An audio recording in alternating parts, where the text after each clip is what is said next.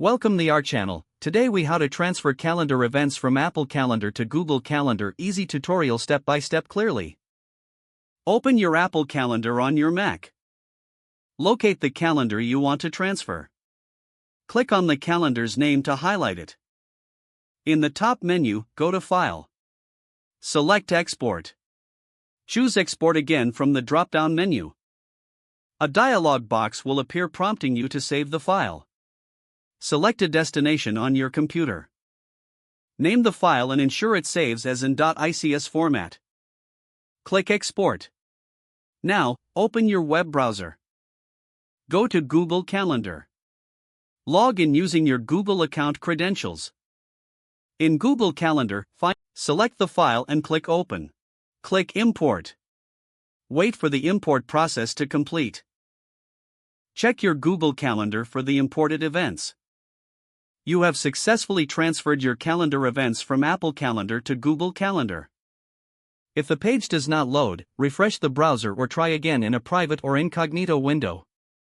Make sure you are using the correct email address, then retype it carefully to avoid small typos. If your password is not accepted, use the reset option and create a new strong password you can remember. Check your spam folder for verification or security emails, then complete any requested confirmation steps. Enable two-factor authentication if available to improve account security and reduce unauthorized access risk. After signing in, review your profile details so your contact information and settings are accurate and current. If you see an error message, note it down and try again after restarting your device and internet connection.